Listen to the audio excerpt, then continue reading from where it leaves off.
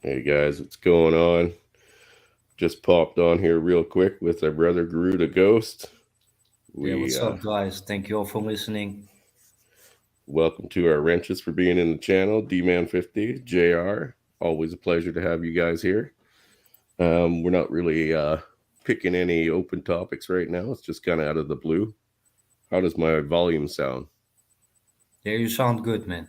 Awesome, awesome. I don't know how long this equipment's gonna keep running after I beat the crap out of it. So, we all have those moments, man. So yeah, what's been new on your end there, brother Ghost? Yeah, actually, not much special, man. Same as always. Yeah. But yeah, actually, that's a funny topic. Yeah, before we went live, Chris, yeah, me and Chris, we were like, before we go live, we're gonna smoke one more cigarette and then we go live. But yeah, Chris, I don't know what your experience is with when it comes to smoking, but uh, just because of the fact that you are a smoker, uh, like, do you have any idea what kind of connections and yeah, so-called friendships you can make just when people see you with a cigarette? What are your experiences with that? Oh yeah, totally, man.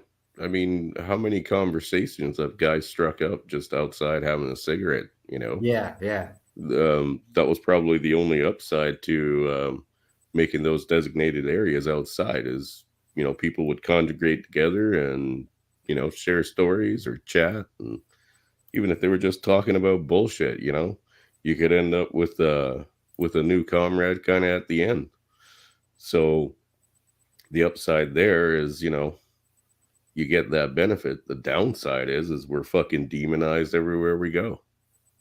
yeah, true. But like as a smoker, like here in the Netherlands, like in every country, you have good neighborhoods and also bad neighborhoods.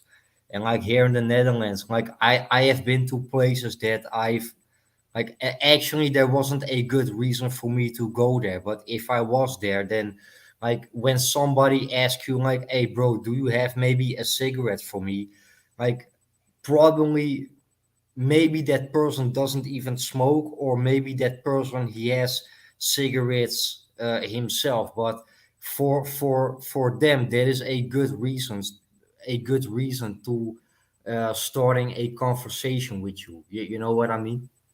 Yeah, no, it's totally. I mean, even just being smokers, asking for a light sometimes, strikes up those same conversations. You know, um, one of the things that I was talking to a couple of the guys about the other day was that we've lost our bonds when it comes to community and the camaraderie between guys. You know what I mean? And Yeah. that's where like the MGTOW channels really kind of well, I suppose it opened up some people's worlds to the idea, but it also brought it back for a lot of people. You know what I mean? Like it really brought other guys together and saw each other on the same levels, going through the same struggles and building a community that we have. Yeah, true. But it's also like it doesn't really matter when like right now we can talk about smoking cigarettes or MGTOW, but like whatever you are, a smoker or a MGTOW or whatever person you are, like you always feel affiliated to some sort of type of people that are in the same boat as you, whatever those people are or whatever they are living. Like there is a connection, you know. Yeah, yeah, totally. We used to, our society used to run on those connections. That's how we got to where we were. And then for some reason there was a cultural shift and we all started looking inwards. You know what I mean? But how many people do you know around you that you see in a day that are so self-absorbed? And of course our women went kind of all in on it first, but Even the guys, they're so self-absorbed now, all they can focus on is looking in. They never look out and say, "Well, I looked out for other people or my neighbor or just some random schmo that I met, you know, who was going through something." We don't hear that anymore. That's not how it was. Now, in some countries, it's still very different, but generally in the Western world, I know personally, that's exactly how it is.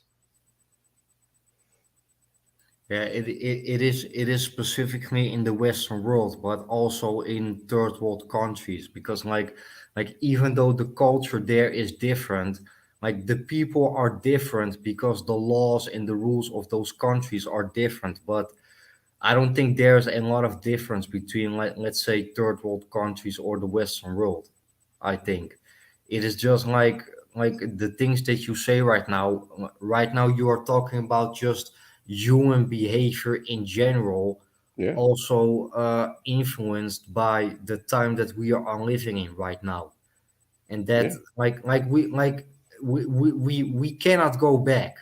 I think like it was better that like in those certain times, but we can never go back. And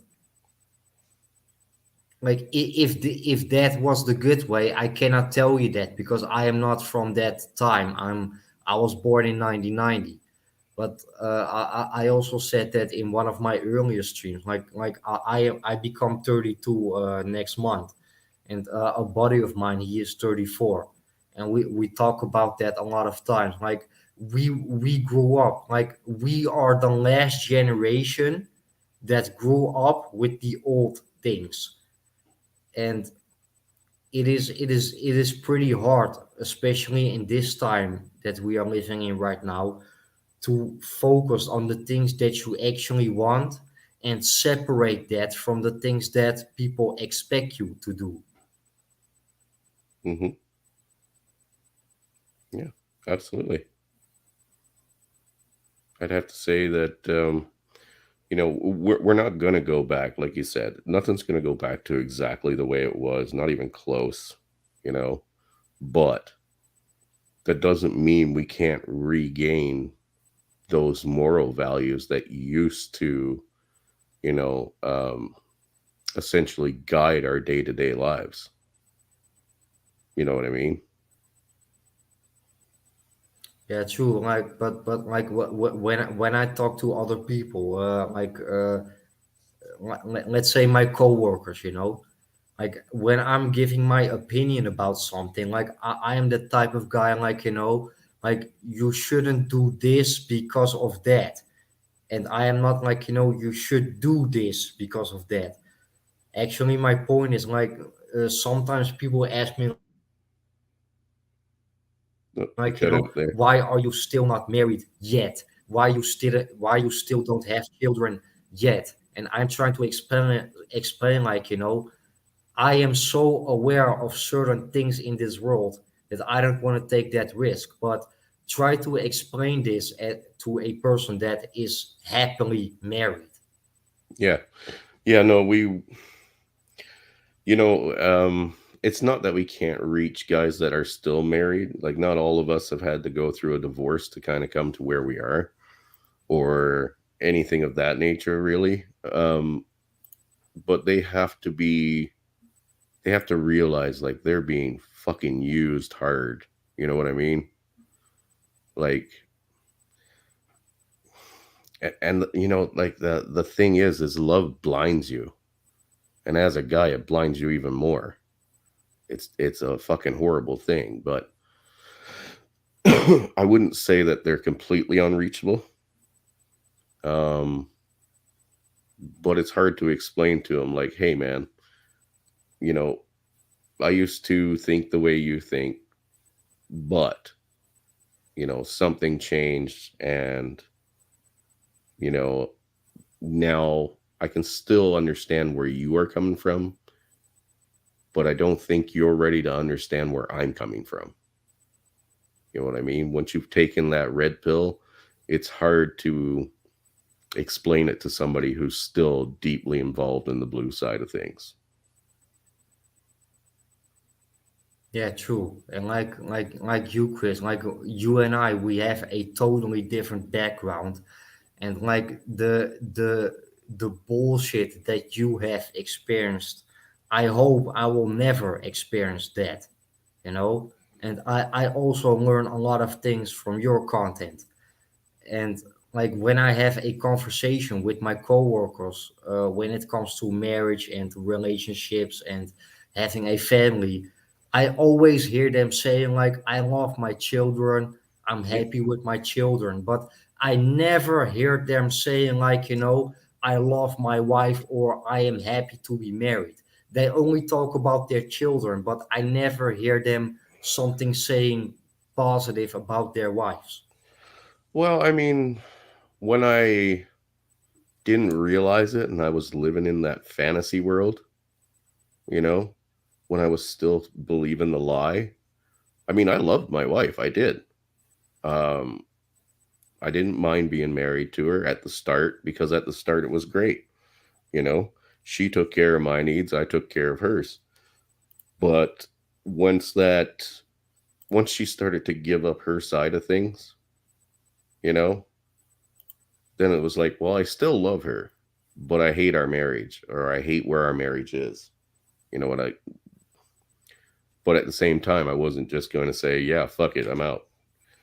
Um, Now, being where I am today, looking back on my day to day life that I had with her, dude, the new me would go to the old me, cuff me upside the head, and then slap her upside the other. You know what I mean? Hey, Yeah. Post Kebab, thanks for popping in, buddy. But yeah, like the old me, I would have kicked straight in the ass, 100%, because that shit wasn't working then. It won't work today, and it won't work tomorrow. You know what I mean? The more you allow them to get away with when it comes to mistreating you, the more they're going to try to get away with tomorrow. Yeah, but when it comes to my experiences with women, when it comes to relationships, like I always had some sort of feeling, like I always had to explain them everything, you know, Hmm. like to try to imagine that you are a doctor and the woman that you are with is one of your patients, and you have to tell them the truth, like you are sick and you need help.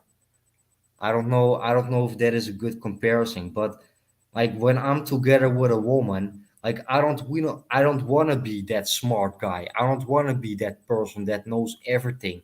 I just want to have a good time with a woman Hmm. that is on the same level as me. But like I am not going to say that there are no women that are not on the same level as me, but until the day, yeah, today I never found that woman. So I made the choice, like, is it worth it? No. No, it's not worth it. Not right now because the laws are completely used against you. She doesn't have to tolerate knowing that, she has a place and you have a place. That your role is not the same as hers and hers is not the same as yours.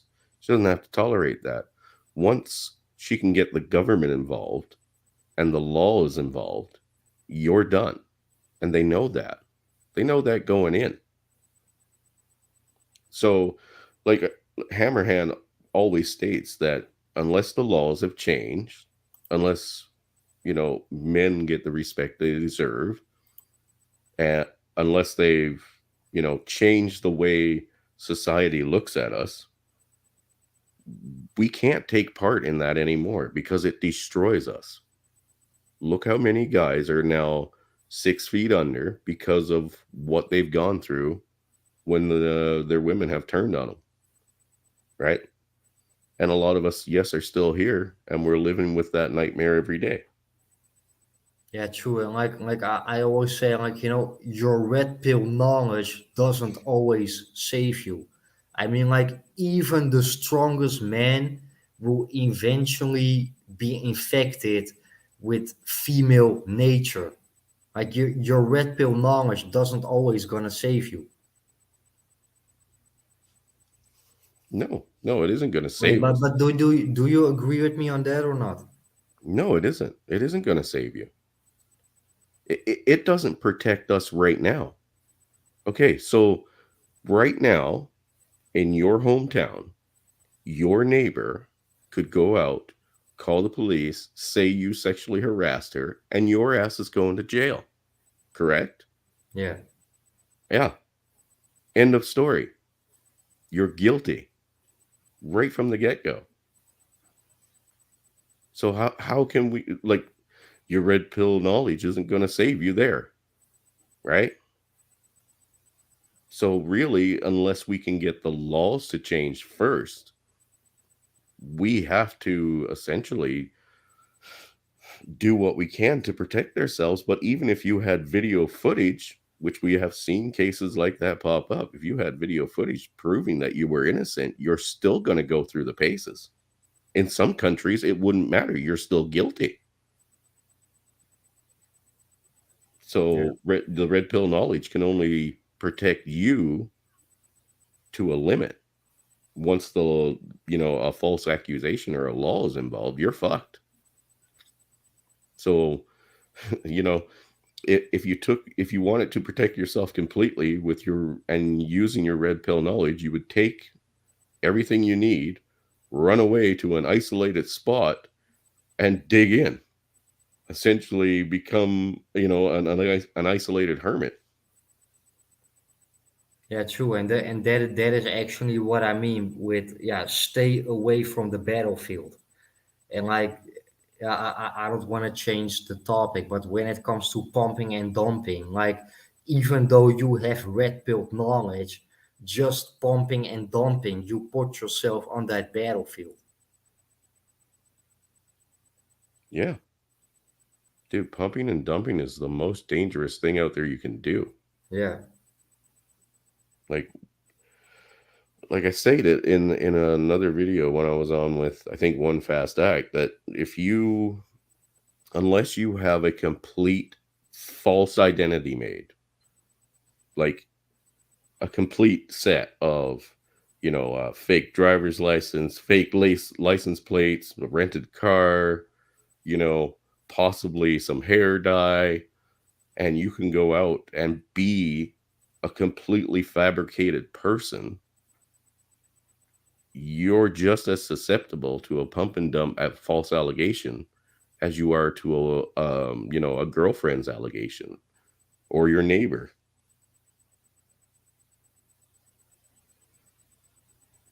yeah. So I mean, how did red pill knowledge save you there? Like, is that worth it? Is it worth going and getting a fake ID, a rental car, yada yada yada, just to blow your load? Hey brother, how you doing? Like, And that is also what you always have to question yourself if you go deeper into that rabbit hole. Like, is it worth it? Yes or no? it's not, dude. It can't Yeah, be. it's not. No. It just anybody that thinks the idea of that is worth it, you got problems, man. Like you got problems. Yeah, To true. But I me, think like we all born with problems, but it is like like breaking away from that system is not easy because you grew up into that system, hmm and it is a choice that you make for yourself, and always face the consequences, and nothing is for nothing. You no, always pay a price. yeah, you do. And I mean, that could be the price. That literally could be the price, and that price will destroy your life from the ground up. You know what I mean? The false allegations have torn apart so many guys' lives. It's not even funny. We've seen it, and there's no repercussions from it. Like for them, there's no repercussions for lying about someone. They just get to walk away, but your life is still in ruins. People don't hire you for jobs because you've had an allegation against you. So I don't know, man. I can't for a second recommend what these PUAs like to recommend. Not for a second. Not in this world. Not a chance. No, not and especially not in the time that we are living in right now. Like maybe in the 60s or the 70s, but definitely not right now. Mm, no.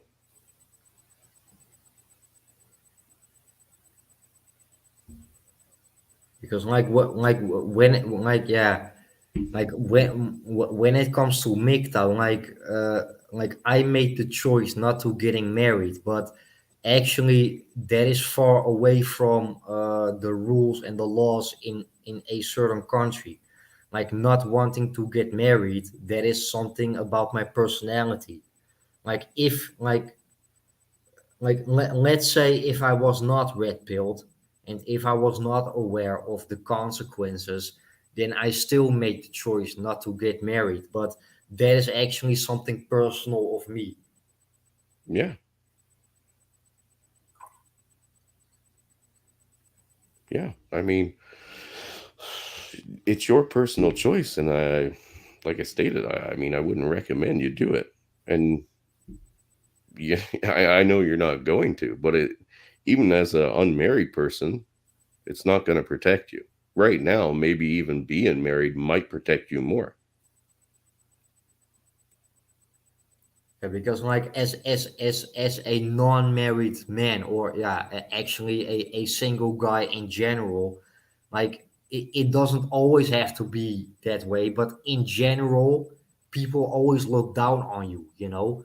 People always think, like, this guy is not married, he probably doesn't make enough money, or he probably doesn't, he's not good enough, because like it's more like, women that are not married, they are independent, but men that are not married, they are losers.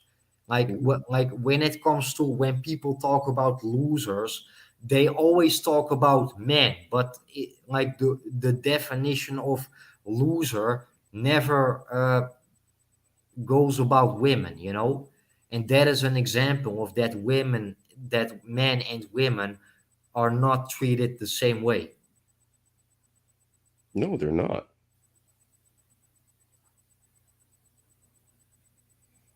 They're not treated the same way. We're not treated the same way anywhere we go. Because Like, when people use the word loser, did they ever mention a woman? I don't think so. no,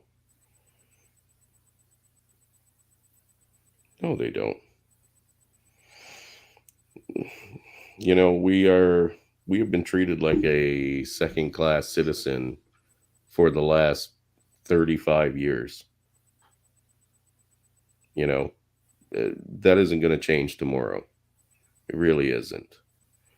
However, a lot of this was pushed by, media, it was pushed by politicians, and we are seeing, like, since this trucker thing happened, we're seeing that a lot of people that would normally buy into this garbage are starting to wake up and realize that they're being lied to. And I stated the other night that it's highly possible that bringing the COVID bullshit to light will help shine a light on other things. You know what I mean? It Yeah. could help us essentially take the next step and point out the other hypocrisies that are going on. Like, I was going to make a stream tonight and just kind of go over and ask the question, like, how do you think we got here?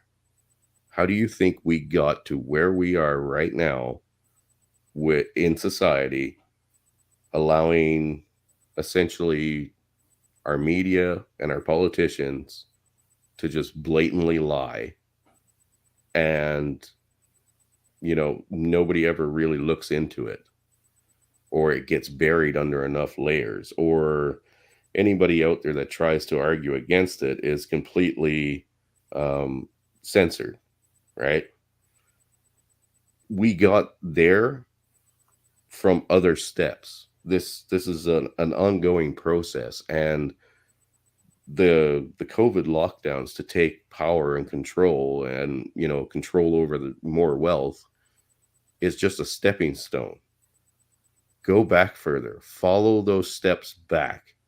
It started when dads and fathers all around the world were not only alienated but shunned and degraded, and told to society essentially that they were worthless, right? Yeah. It's why you can go on to YouTube right now, say whatever the fuck you want about men. Nobody's going to flag your channel. You go on and say the exact same thing about women and you're blocked instantly. Like, you are shut down instantly. So, I mean, this unfair society, it's just a stepping stone, right? Where we are right now is a stepping stone. Canada, the US, other democracies, or other countries with democracies, they have used these exact same things, these same stepping stones, to weaken the population, make them more dependent on government, and basically, when they are ready to do a takeover, they did it in baby steps. But when they're ready to do like a hard um, dictatorship on their country, the resistance is so weak, it's not even funny. You know what I mean? Like, they'll just roll right through it,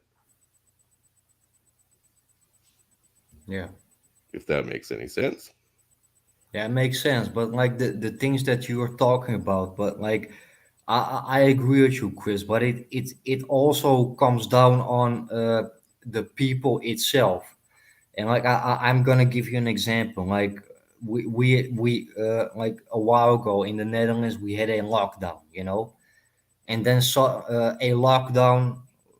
No, it was no, nobody could go outside after 8 o'clock, and after a few weeks, uh, they they changed the rules, and then everybody can go outside after 10 o'clock. So 2 hours later, like, do you have any idea how happy the majority of the people were when they got 2 hours longer?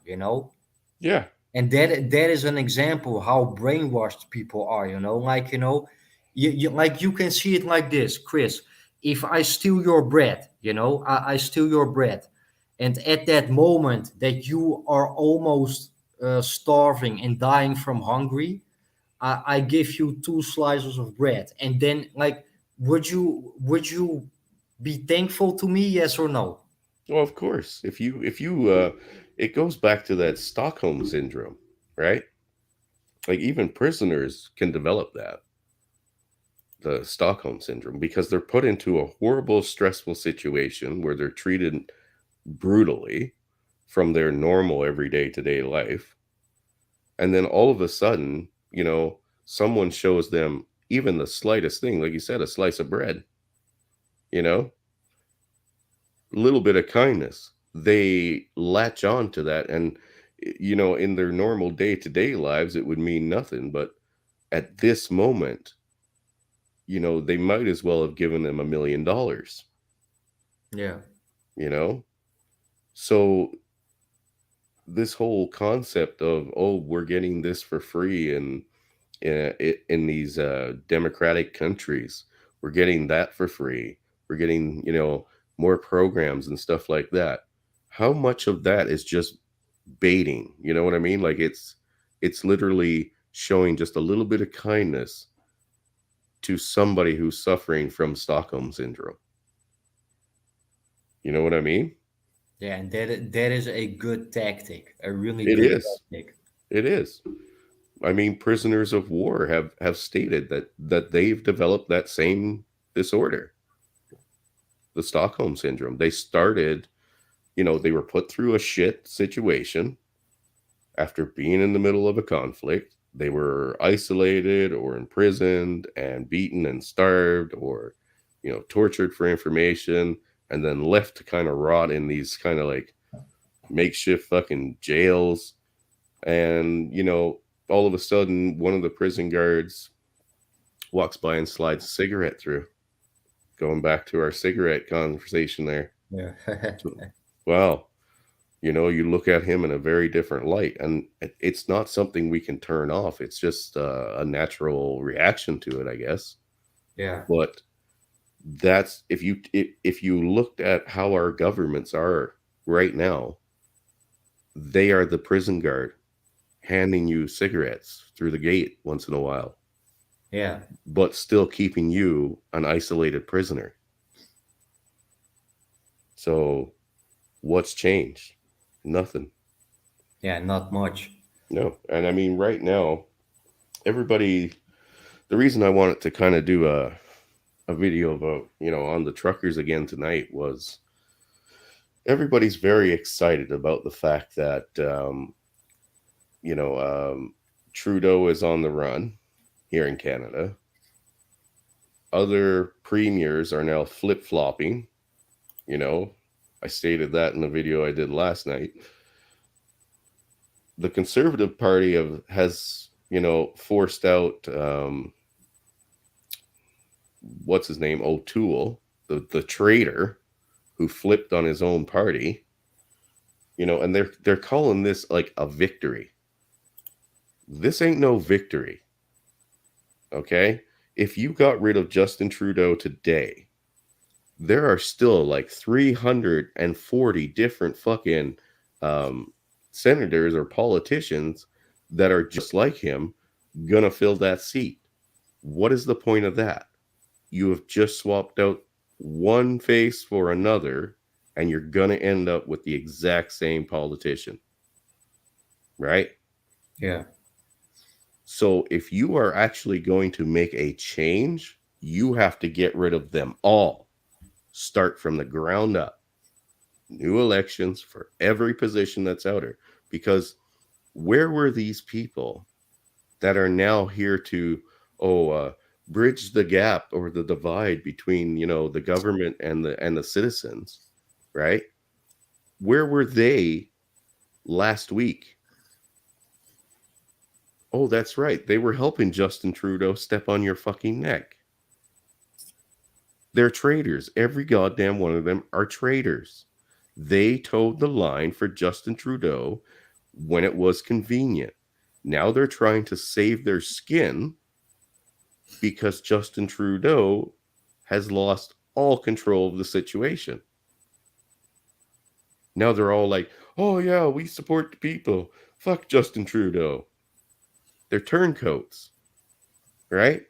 Yeah, They true. don't want to. That's a good point that you make. But like, I also see that when it comes to just people in general, like most people, they always act like they are standing for something and like they have their own opinion. But most people, they don't have their own opinion. They choose some sort of a side if it benefits them, and sometimes if that side is the majority. Yeah, they toe a line. Yeah, absolutely. Absolutely. And what is the point of letting them toe the line and stay in their positions so they can be the next ones to betray you? Oh, well, I don't know about you, but I'm kind of sick and tired of being betrayed by the people who are supposed to be leading this country. You know what I mean? I'm tired of seeing guys getting fucking used and abused, and the government, the literal people that make laws, are standing by and saying, well, I got paid from this, so I don't care. You know, nobody Yeah. gave a fuck then. Nobody gives a fuck about what's going on in family courts. Nobody gives a fuck about what they're saying about half the population. But the 0.01% of the transgenders, we're going to make new laws for them to protect them. Now, Yeah, it's ridiculous, man. yeah, and I personally have nothing against somebody with gender dysphoria. I really don't. You have a condition, and you can still be a good person, and I'll accept you for how you are. It doesn't matter to me. Most citizens on this planet, most people on this planet feel that way. You know, some people are creeped out by it still, but I mean, it doesn't bother me. If you want to be who you are, be who you are. If it harms no one else, there's no problem. But I don't see a government changing laws for half the population. Why the fuck are they changing laws for you? And your small minority. Where Yeah, does that because make like sense? those certain types of people that they are trying to represent them, like like they don't give a fuck about those people at the end of the day. Dude, if they don't give a fuck about half the population, why the fuck would they give a fuck about 1,000 people? Yeah, Half the population here is what is it, 17, 18 million people. You don't care about them, but 1,000 people out of the whole 38 million, right? That, yes, we have to do everything. Stop the presses, shut down the cities, doesn't matter. We have to do it. Makes no sense. They're pandering. They're pandering to a new ideology because it's popular, or at least they've made it seem popular, but right? how many people you have in Canada? About 38 million, right? Yeah, 38 million. Actually, yeah, compared to the United States, that's not much.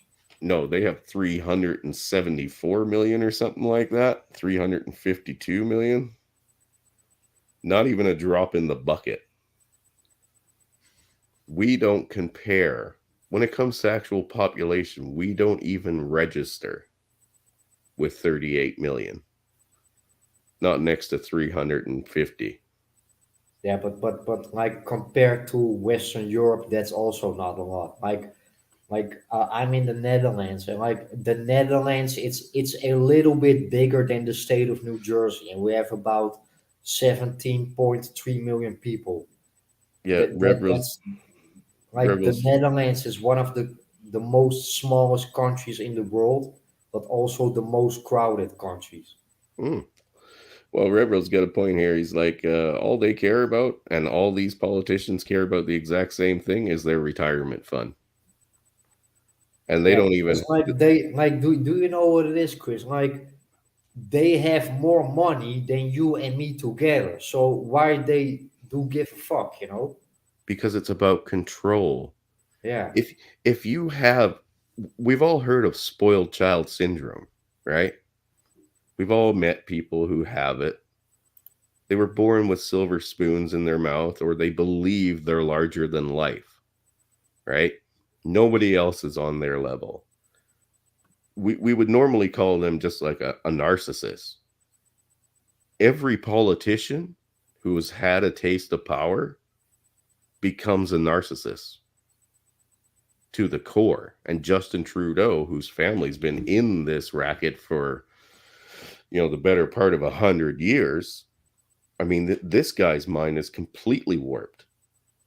You know what I mean? yeah, He's so yeah, far into narcissism, there isn't a woman out there that can fucking touch him. Not one. yeah. He believes he's above us and beyond us. Like the situation that's going on in Ottawa, he plain up said, I'm not meeting with people that don't agree with me. So essentially, he said, talk to the fucking hand. Yeah, but like What? then you are like then you are not a leader. You are a coward if you He are is a acting like that. He is a coward. Justin Trudeau and everybody in that fucking parliament building is a fucking coward. You know why? Because they won't come out and try to enforce their own laws themselves. You want to stick me with something, you come out yourself and try to do it. You personally come out to my house or to where I am and you try to force that vaccine into me and see what happens to you, right? But that would be them risking something. Narcissistic people don't risk anything, right? They just they can't handle the concept that they could lose, let alone risking something that they could potentially lose. So they'll send minions, people under their control. Well, women use simps, right? The government uses their police. And of course they use their media. These are essentially those beta orbiters that we talk about that go around these fairly attractive women and do their bidding. There's no difference. We are absolutely on the same level there. And there's no point in leaving, like I stated, there's no point in leaving one of those politicians in a position of power after Justin Trudeau is gone.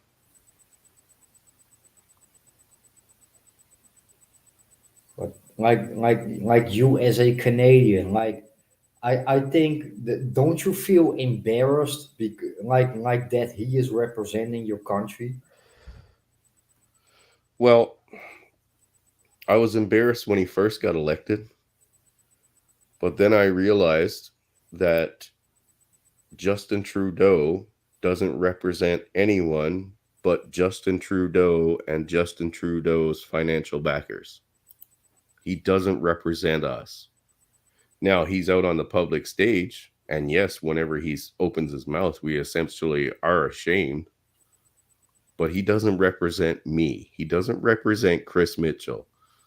And as far as I'm concerned, no one in this government represents us. Doesn't represent me. So we have no need for them. That's why I'm all on the bandwagon with getting rid of them all. Charging the majority of them for fucking crimes against their citizens.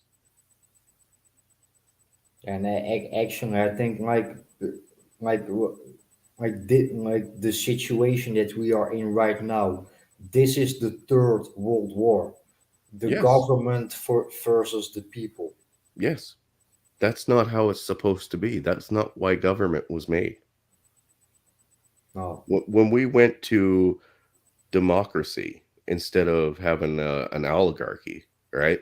Which is our kings and well, we had lords and stuff like that. But when we switched over to a democracy, they were supposed to represent the people. Now we're not going to please everybody. Nobody can do that. So that's understandable. But when you're talking about ruining the lives of millions of your citizens, putting them at risk for no reason other than control, and to just wave your big dick stick, when you're pumping medications into children that could potentially kill them, you're no longer a leader or a representative of the people. You are the enemy. Our police are the enemy. Everyone in politics right now is our enemy. They need to go because we outnumber them. But they've forgotten that. Because the Western world's been running so smoothly for so long, they've forgotten who really controls things. And now they're about to get a taste of their own medicine. The fact that what's going on in Ottawa hasn't turned violent yet is a disappointment. Now I'm ashamed of the people because violence works. With dictators, you cannot use words, they don't work.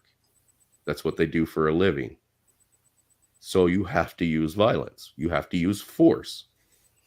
So the faster that they get to that, the better. Yeah, true, but it's not only about, like using violence. Like, you need a certain group of people that are willing to fight, you know? Like Mhm. like an example, like in the Netherlands, for let's say for every 50 or 60 police officers, we have about 26,000 people, you know? Right. So if you know what I mean. But Yeah. like we have to do it together. Yeah. Like those 50 or 60 police officers, they have guns, and those 26 or 27,000 people, they do not have guns. But No. so let's say we are not all gonna survive it, but if we do it all together, then we can win because Well, we are the majority. But even though they are a minority, yeah, they have the guns and we don't have them. I mean, like in the Netherlands. yeah. Well, I mean, there's a lot of countries that are like that. Look at New Zealand and Australia, right? Australia's the worst one. It's the prime example. What did they do in every dictatorship that has ever been created in the times that we've been recording it?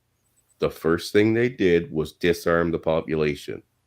Why? Because we don't want them to have as good of an ability to fight back as we have to put them down, right? Um, right now, here in Canada and the US, we have the opportunity to still use this against them. But even in Australia, if the people had to put down the army with hand-to-hand combat or, handheld weapons, not actual guns, there's still too many of them. You know what I mean? It Yeah, goes back to swarm tactics. Yeah, you're going to kill some of us, but we're all willing to die for our freedom. Being willing to die for your freedom is one thing. Being willing to die to try to take it away is a totally different story. How many of the police and soldiers would actually, if the mob turned on them, give them the best handheld weapons out there for an individual officer? yeah, true. But like here in the Netherlands, let's say the last 1.5 years, there are about 500 or 600 police officers that quit their job because their address, like criminals, they found out their address, so they got threatened, you know. And Yeah, like as a police officer, I think you gotta make a choice, like, you know, do I gonna serve the government or do I gonna serve myself and protect my own family? So a lot of police officers and also a lot of people that are in the military, they have to make a choice. Like, you know, do I want to be a slave for the government or do I gonna protect myself and my family? yeah. Are you willing to put down your own people and literally never sleep or walk without eyes Yeah, behind you the yeah, rest of your exactly. life? Yeah, Because I mean, even in a disarmed population, right, where everything's running smoothly throughout the day, if you are an officer there to essentially ensure that your dictator's control is maintained over the people, how many of the people are you going to pass in a day? Every one of them could yeah, potentially have a dagger up their sleeve ready to stick it in the back of your neck. Do you want to live that life for a leader who is a piece of garbage? yeah.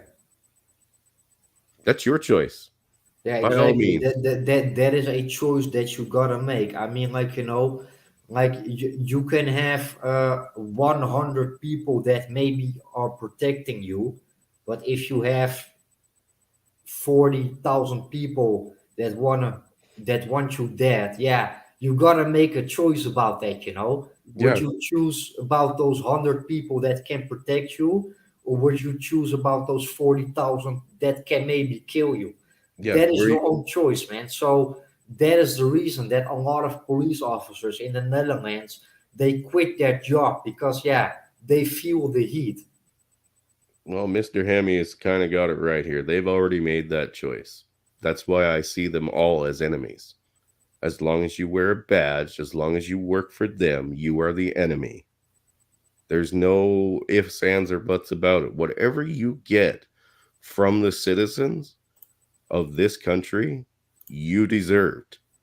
Whether somebody sticks a knife in the back of you or guns you down in your car, You got what you deserve because you picked a side.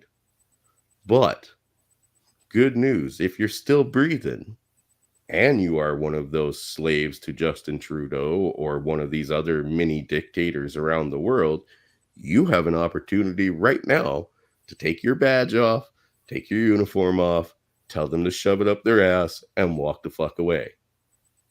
Nobody Yeah. will target you after that, right? But So, like I want to ask you, Chris, like when it comes to yeah, guns, like how is that in Canada compared to the United States when it comes to guns? well, up until last year, we were still pretty limited, but we at least had access to quite a few more. Just this past year or year and a half, Justin Trudeau put a ban illegally on like 2,500 different models. So now the ones we do have or can get access to are generally kind of like low end, right?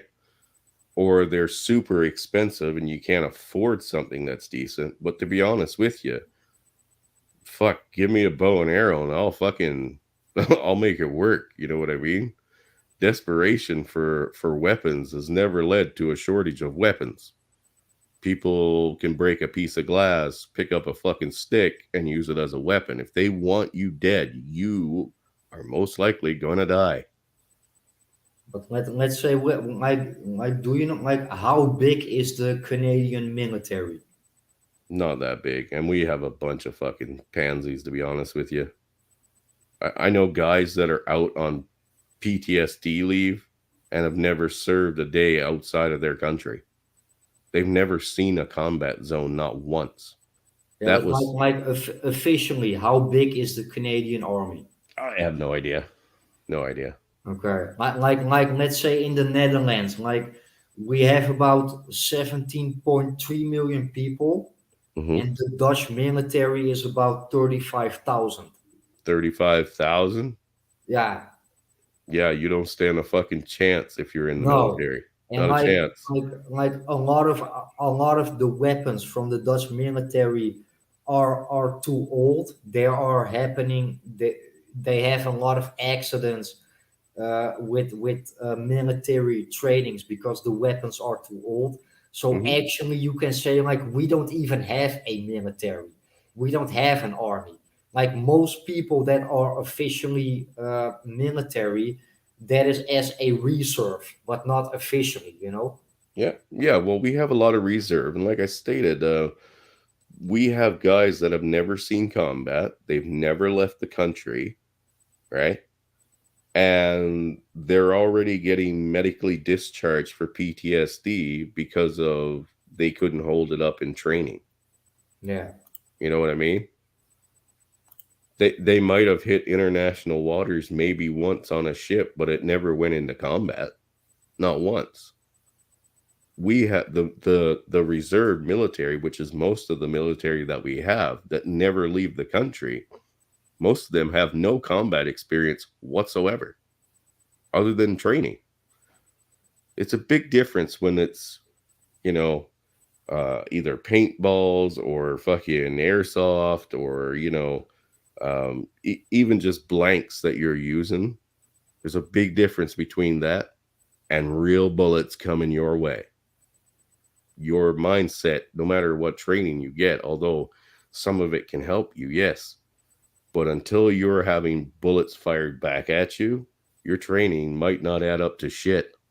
You know what I Yeah. mean? So if Yeah. your guys haven't been in other theaters doing like actual on the ground ops with other countries as a support group or even a front line group, odds are most of your military has no actual combat training either, you know? And yes, they are at a home field advantage in your own country, but when every citizen around you could potentially be the person that assassinates you, man, that's got to play on the mind. You know what I mean? Yeah. Like you literally have to fucking sleep with both eyes open because you never know. It might be the person who's emptying the garbage can that fucking pulls out a knife and sticks it right into you. Yeah. Yeah, but like when it comes to military combined with the population, like did you know that North Korea has the largest army when it comes to the population of the people? Yeah, yeah, they have the Like largest like active even army. even even bigger than China, Russia, or the United States. Yes, and most of them have seen some kind of combat, whether it is hunting down their own civilians. I think in North Korea, I think 1 out of 4 or no or 1 out of 5 is a military. Like everybody there has a family member that is in the military. Everybody. Can you imagine that? Well, I mean, in some countries, yeah, like North Korea, it's almost mandatory. Like you have mandatory service in some countries. I wanted to say it was like Holland or something that they had mandatory. Maybe it was Finland where it's like mandatory service for young men. And when they leave, they can do like their basic training and stuff like that and choose to either stay with the military or to go and pursue the rest of their career somewhere else. But they even get to take their rifle with them. That's the country I wouldn't want to go up against because Yeah. every citizen is literally trained and armed and told to use it against anyone that's trying to pose a threat to their country. Yeah, true, but that is what I consider as a good example of nationality. Yeah. Well, there's nothing wrong with national pride. I wish we had more of it here, you know? The fact that and we've all seen it from the US, the fact that people can gather in the streets and say fuck the US, I'm tired of being a slave to the man and the government.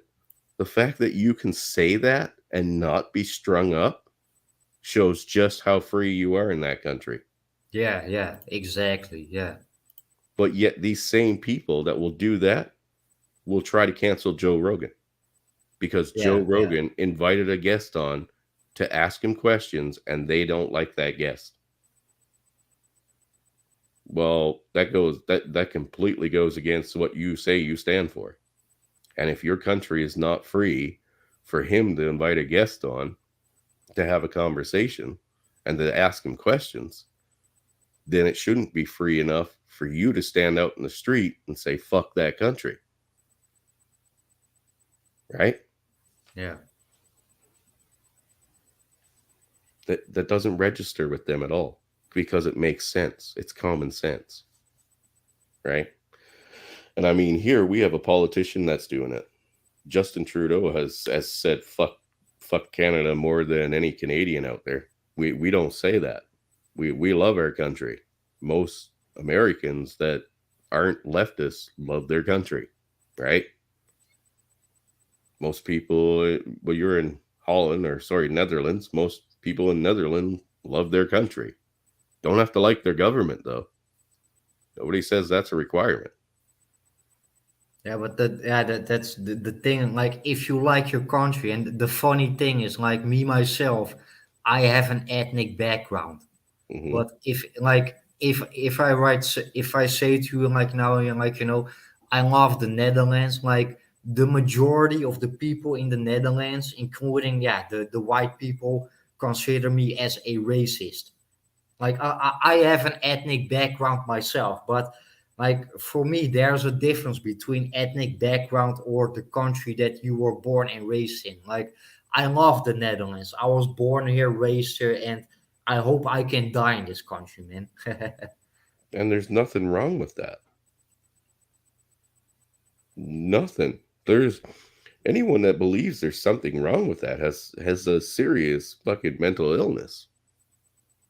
You know what I mean? Yeah. To say that you love the homeland that you were born in and raised in, or to not say it seems more odd than anything.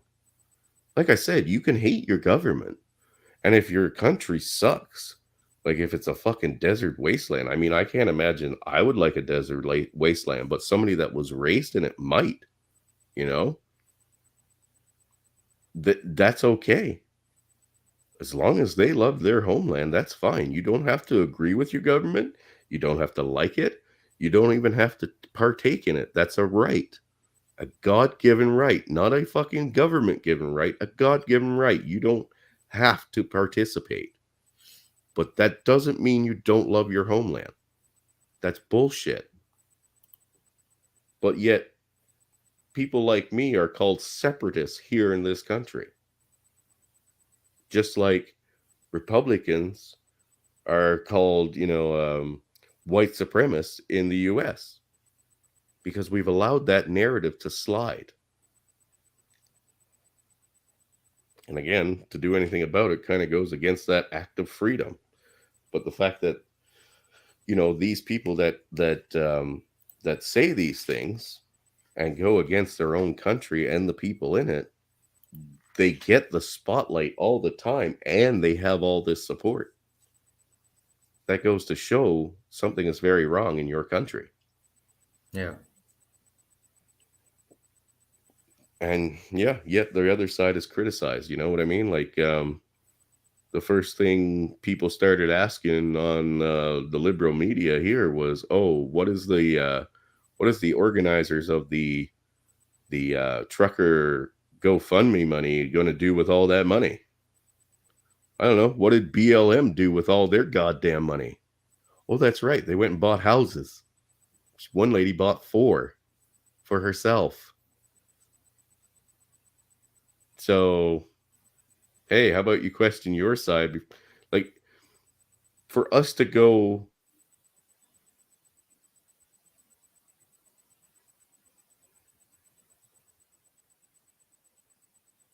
and say, look, here's what we represent. Yes, we have done some things wrong, but we have all this that is good, right? The leftist side of things, they don't even care if what they're doing is fucking horrible because they do horrible shit. You can't bring that up. We'll censor you if you bring that up. Yeah, because they are too emotional. Yeah. Well, where do you think that comes from? Single mother households.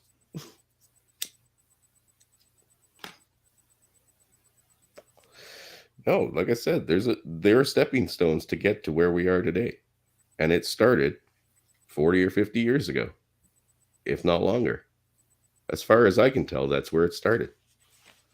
When they started removing dads from their home and removing them from children's lives, it was a method to weaken future generations, to make them more subservient, more docile, weak. And this is the result. This is where government gets right now. Like in New Zealand, that chick that's running New Zealand, I mean, she literally laughs and smiles on camera while talking about oppressing her fucking people. That's their leader. I don't care what's swinging between your legs, honey. You're a fucking traitor to your people and a dictator. Yeah. And I don't know what it's like where you are. Yeah, do you know what the thing is in the Netherlands? Like, because we are so crowded, like, you are like, it is more easy to be an individual because we are so crowded. But when it comes to rules and the law, yeah, here in the Netherlands, it is not much better. No. And you don't, like, what do you say you had for a population? 17 million? Yeah, 17.3 million. 17.3 million. And what's the square footage or space per person? Yeah, I don't know how to say that in English, but let's say the Netherlands, it's a little bit bigger than the state of New Jersey. A little bit bigger than the state of New Jersey. Yeah. The state of New Jersey doesn't look that big. No, yeah, you know. Well, here we have Actually, acres. the Netherlands is based on, yeah, pretty small cities that are lying really close to each other. That is actually the Netherlands. The Netherlands is actually one big city. Really? Huh. Interesting. I've never been, but I'd love to go. Would love to go, but yeah, I mean the place looks beautiful. It does seem like it has a lot more space than you're saying here. But I mean, here in Canada, we have one of the biggest countries in the world, right? And Yeah, we have only double your population. We have hundreds of acres per person. Now, it might be down to like 74 acres, but still, have you seen 74 acres? That's a lot of goddamn open space. You know yeah, what I mean? yeah, yeah, You stand 74 acres away from somebody onto a side, you don't hear what they're saying. You know what I yeah, mean? So we have lots of space, yet we've kind of gravitated away from it. And I know some of it's kind of forced, like they put in like reserves, like nature reserves and stuff, or provincial parks. Well, if you some of these provincial parks have ground that no person has fucking stood on. okay, So how is it a park? Parks are generally visited, right? So if I went up to one of these provincial parks, cut out a fucking big swath, set up a homestead, who the fuck's ever going to know I'm there? yeah, And, yeah, and if they do know I'm there, you right now, where we are in the middle of fucking butt fuck nowhere, where nobody will hear you scream, have to convince me to just hand it over yeah, or to walk off. yeah, If I say no, well, by law, you're obligated to go back to your government, set up a court hearing to have me removed, right? How do we reach this person? He has no address. We can't. Oh, well, case dismissed. It's the same reason why you can't sue God because he has no known address. yeah. But that's funny when you're gonna comparing countries when it comes to population and space. Like compared to Canada, the United States is pretty populated, right? Yeah, But if you're gonna compare the United States with Western Europe, the United States is not really populated, if you know no, what I mean.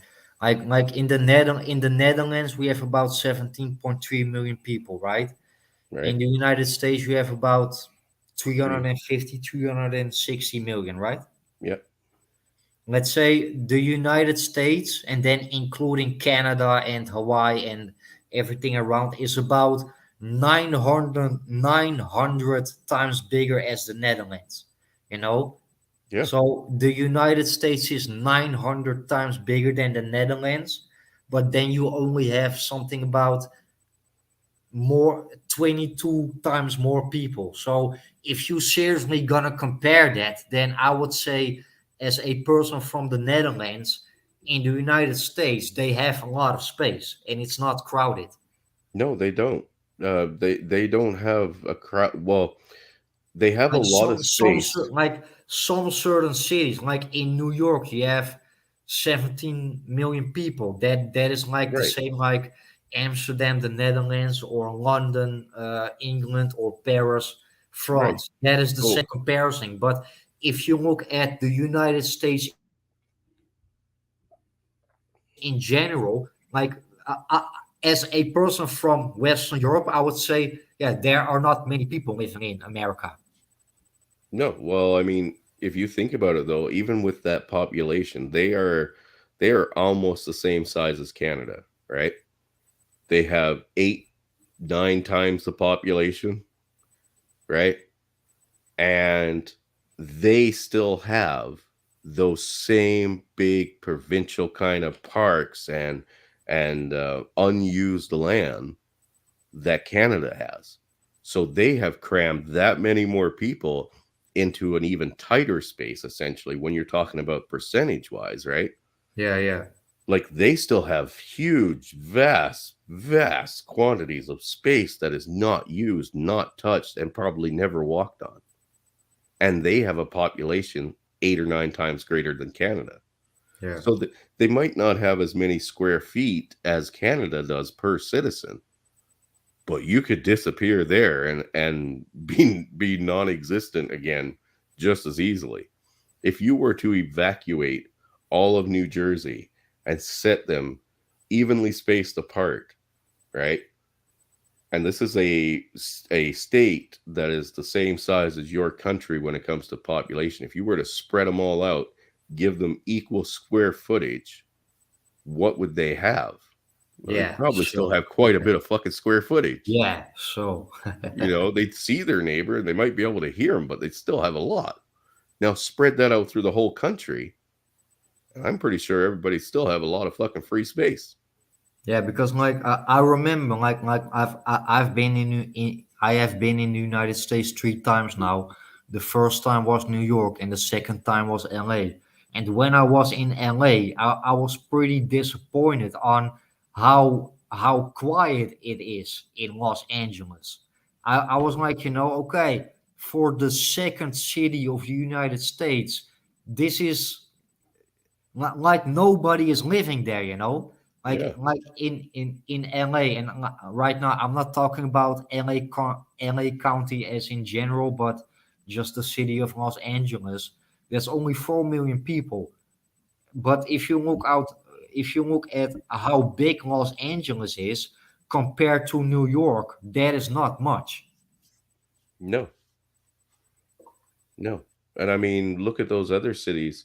I don't remember what the population is of Detroit, but I mean, there's a lot of vacant space in Detroit after the shutdown of the manufacturers and stuff, right? So all this space that's whether it's building space or like in the city or even residential, I mean, you can pretty much go to some streets, buy a house and not have any neighbors. Yeah. You know what I mean? And that's just a city.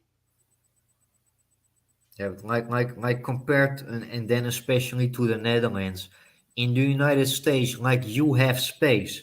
I think I think the like I think let's say you put all those 350, 360 million Americans in the state of Texas or in the state of California.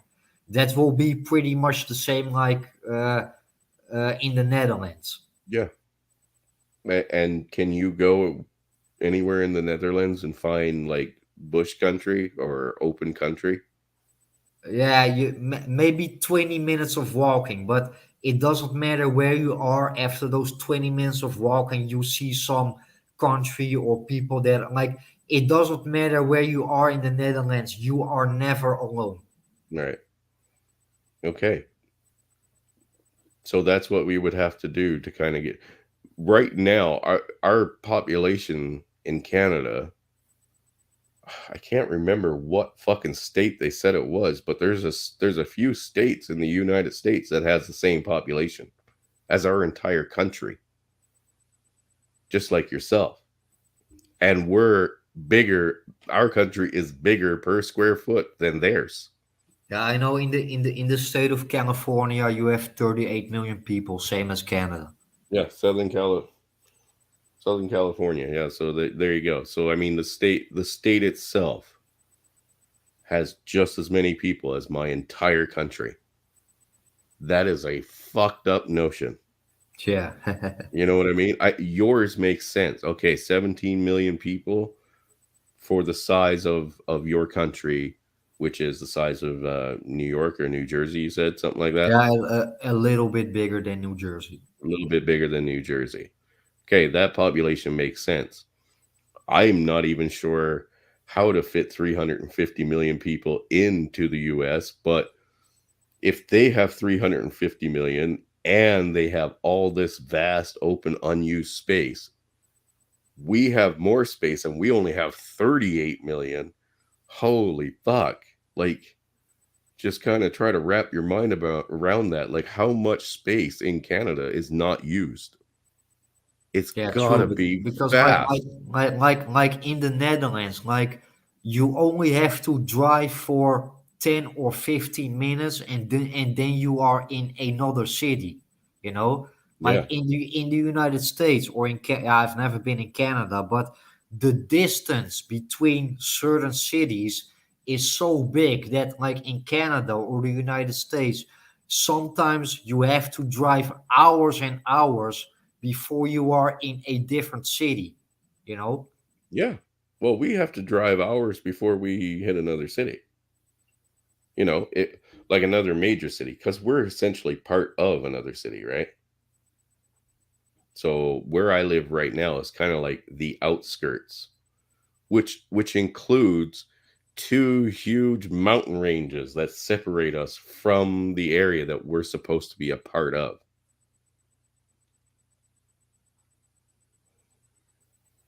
So, but for me to get to what the same time it takes you to get from one actual city to another, I'm still going to my city center. Yeah. And like I said, there's huge fucking mountains that separate us, you know. We're talking vast spaces. But yeah, I've encouraged people up here for years, man, to just, if you are sick and tired of fucking the whole rental lifestyle or dealing with shit that goes on in your city or your government, literally pick a fucking logging road, right? Drive up it, find a big, nice area that you like where you want to set up a homestead. You might have to work to clear it off and shit, but that's part of it. Go right ahead. Nobody's going to stop you. And if they do, fuck them. If they try, you know what I mean? If they try, fuck them. Go ahead. You're going to have to shoot me to stop me. And if you're willing to shoot at me, I'm willing to shoot back. Like, take control of your fucking life and your country again. I can't encourage that enough around here. But Yeah, but like the thing is like in bigger countries like Canada or the United States, like there it is more easy to move to another place. Like in a small country like the Netherlands, it is more difficult to move to another place. For me, when it comes to moving to another place, I gotta go to another country, like as a big country like Canada and the United States, it is more easy to go from one place to another place because it's a big country. But for me, yeah, from the Netherlands, that is more difficult because if I go from here to there, then I gotta go to another country, if you know what I mean. yeah, yeah, for you to find the same kind of open, vast territory that I can find in my backyard, you Yeah, know, you've got to travel and literally plan it out. I don't even I just have to pick a direction. I pick a direction, and as soon as I get through a city, it's going to be a vast, open, wild land before I touch another city. yeah, You know, we're talking like we might cross fucking mountains and fucking big lakes, God only knows what. But you could pick a spot anywhere, and nobody is going to fucking stop you. So that's why I have a couple spots up here that I like to go to. And to be honest with you, none of them are kind of like ideal. But as soon as I find an ideal spot, I'll fucking set roots right there. I don't need to go to my government to tell me or give me permission to use this land that I'm standing on. I am a citizen of this country and I'm going to fucking take it because it's mine, motherfucker. It's mine. Every citizen in this country owns this goddamn land we're standing on, not the government. They are just there to set rules and regulations. As for when it comes to impeding on people's freedom, that's not where they get to fucking fall in line. That's not where they go. That's where I draw the line. No, if I want a piece of land that's not being used by anyone else and I develop it, it's mine. No government can take it because this is my country where I was born. It's the same way that if I were in the United States right now, let's say I slipped across to the US border, right? On my way back, I decided to go through customs into Canada. They cannot stop me from entering my country because it's my fucking country. They don't have to let me go back through to the United States if I went the other way because that's not my country. But this is mine. The Canadian guards can't stop a Canadian from coming into the US, whether he slipped across illegally or not. Doesn't matter. You can just cross. Hey, it's your country. I can't stop you from coming in. Right. And they're right. It is. It's our country. So use it. Don't wait for someone to give you permission. You already have permission. You have natural born rights. Use it. But we've lost that. You know, our society is fucking falling apart because we've lost those you know, those frames of mind to think about. Well, yeah, I don't murder people, but I don't need permission to build a life for myself out on the open range. You know what I mean? Yeah, but can you actually buy land in Canada or not? Sure, you can. Yeah, here in the Netherlands, like you cannot buy land. Like you can quote unquote buy a house, but you cannot buy the land. Well, I mean, essentially, anybody that's a holder here, it's still leased from the government.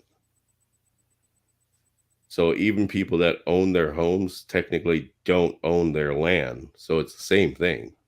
The government has taken control of every square inch of ground. They have no rights to do it. Okay. Hey, is that a manly load?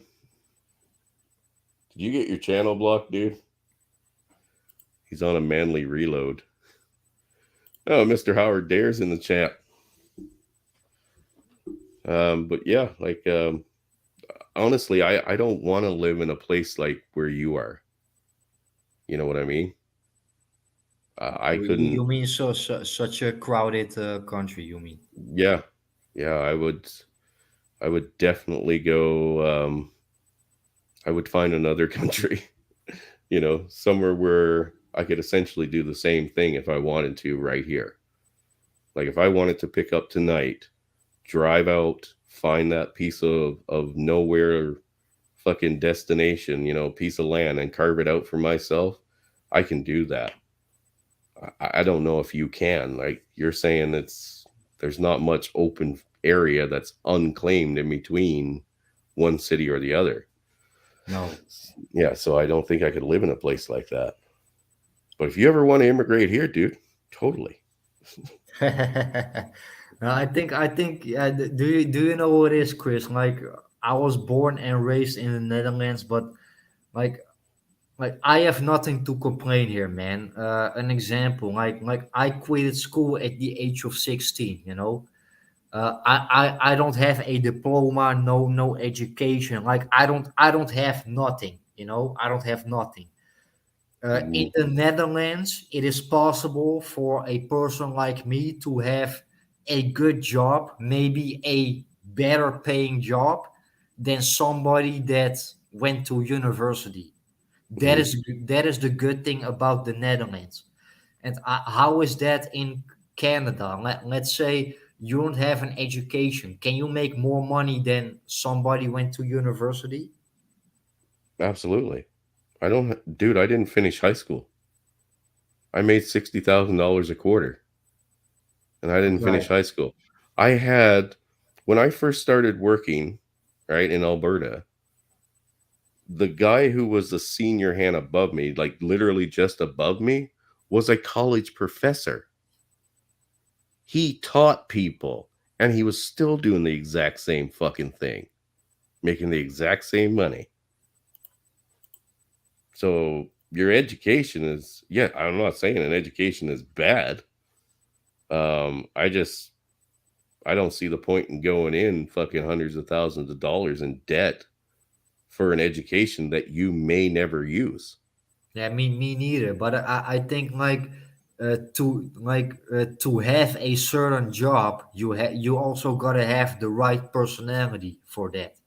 I mean, Yeah, like when it comes to being a supervisor, you can be educated or not. Like you gotta have a certain personality and some certain type of character to be a supervisor. And how I got my job is because of my personality and my character, and because of my communication skills, not because of my education or experience, because before here I didn't had any experience. But right? yeah, they probably believed in me, so they hired me. And right now I'm working here for, yeah, 11 years. The only bad thing about the thing is that I don't have a diploma or an education. If I lose this job, and I will probably find another job, but yeah, because I am not educated, I am have to prove myself again, Well, you know. that's true as well. But I mean, like I said, I don't know how the situation is there, right? And I probably wouldn't be able to wrap my mind around it if you did explain it as best you could. But at the same time, I mean, a person can make his own way here, and really, you might not be making $1 million or $100,000 a year. That doesn't mean you can't make it on $25,000 a year. You just have to be willing to change the rest of your lifestyle as well, right? Like, there are people that don't make $10,000 a month, yet they blow $10,000 a month because they either have a partner that does, or they're using what savings they have. They're living outside their means. A person here can make as much as you are willing to work for. If you're willing to work day and night, you'll fucking do fine. I used to work until 1 in the morning, 8 a.m., 1 in the morning, because I was driven. I was told to leave the job site because I was there on Christmas Eve. And then I tried to go in on Christmas Day, but I made fucking bank, right? That was my goal. I wish I was still doing it to this day, but unfortunately I moved and shit changed. So it is what it is. Yeah, man. Hey, I'm gonna take a piss and smoke a cigarette, man. Can you wait for me about 4 minutes? Yeah, totally. Yeah. Okay, man. Totally. We'll just take a quick break here, guys. Howard, do you want to jump on and Yeah. say hello? A Are you smoke still break. if you're still in the chat? As soon as I figure out how to paste this. There you go, Howard. If you want to jump in and say hello, and I don't know if you've met Garuda, but I'm actually going to light up a cigarette right now, so I'm going to mute my thing. And Howard, if you want to pop on, pop on.